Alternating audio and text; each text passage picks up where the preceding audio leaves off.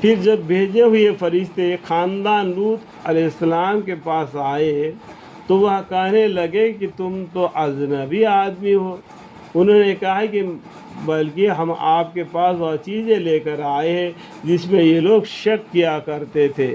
لوط علیہ السلام بتلانے کے باوجود بھی نہیں مانتے ہیں، اس لیے فرشتے آ گئے ان لوگوں کے لیے آئے ہیں جس میں وہ یہ لوگ شک کیا کرتے ہیں، اور ہم آپ کے پاس یقینی ہونے والی چیز لے کر آئے ہیں، یقینی ہونے والی چیز، اور ہم بالکل سچے ہیں۔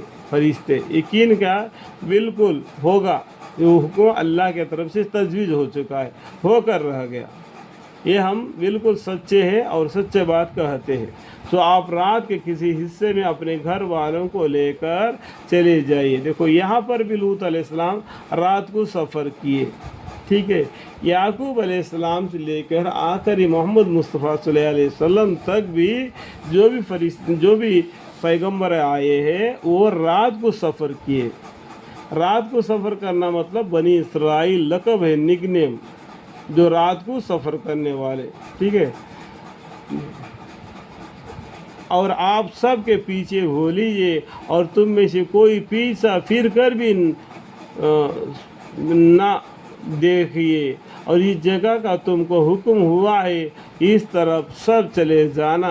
اور ہم نے ان کے یعنی لوط علیہ السلام کے پاس یہ حکم بھیجا کہ صبح ہوتے ان کے بالکل جڑ کٹ جائے گی، بالکل جڑ کٹ جائے گی، مطلب نیچے کا زمین اوپر کو، اوپر کا زمین نیچے کو، اور اوپر سے بارش، کون سا؟ پتھروں کا بارش، اللہم اغفر۔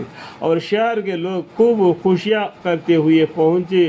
لوط علیہ السلام نے فرمایا کہ یہ لوگ میرا مہمان ہیں، ان لوگوں سے کہہ دیا، سو مجھ کو فضیحت مت کرو، یعنی میرے مہمانوں کے سامنے میری بے عزتی مت کرو، اللہ تعالیٰ سے ڈرو اور مجھ کو رسوا مت کرو، اللہ تعالیٰ سے ڈرو، واتقوا اللہ ولا تخزون۔ وہ کہنے لگے کہ ہم آپ کو دنیا بھر کے لوگوں سے منع نہیں کر چکے؟ لوط علیہ السلام فرمائے کہ یہ میری بہو بیٹیاں موجود ہے جو آپ کے گھروں میں، آپ کی بیویاں، ان کو کیا کیا لوط علیہ السلام؟ میری بہو بیٹیاں کہہ دیا، وہ تمہارے اچھی خاص ہے، اگر تم میرا کہنا کرو۔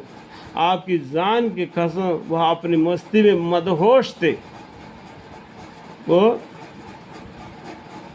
لوط علیہ السلام کی قوم جو لوط علیہ السلام کی حکم کو، اللہ کا حکم کو نہیں مانتے تھے، وہ آپ کی جان کی قسم وہ اپنی مستی میں مدہوش تھے۔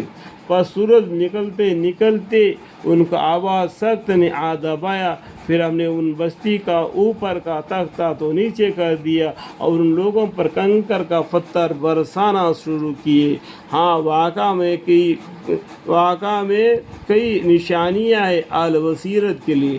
اگر آپ دیکھ کر قرآن پڑھنا، سمجھ کر قرآن پڑھنا، تو اس میں اللہ کے نشانیاں ہیں، اللہ کے بندوں کو اللہ تعالیٰ کس طریقے سے حفاظت کر لیتے ہیں۔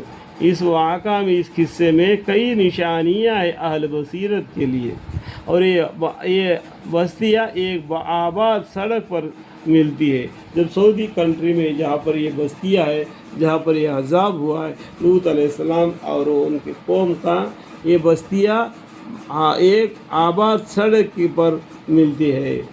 تو دیکھنے والوں کے لیے عبرت حاصل کرنے کے لیے اللہ تعالیٰ نے ان آیتوں کو بتلا دیا کہ اللہ کے حکم کے علاوہ کسی دوسرے کا حکم نہیں چلے گا، اس لیے بھروسہ اللہ ہی پر کرنا۔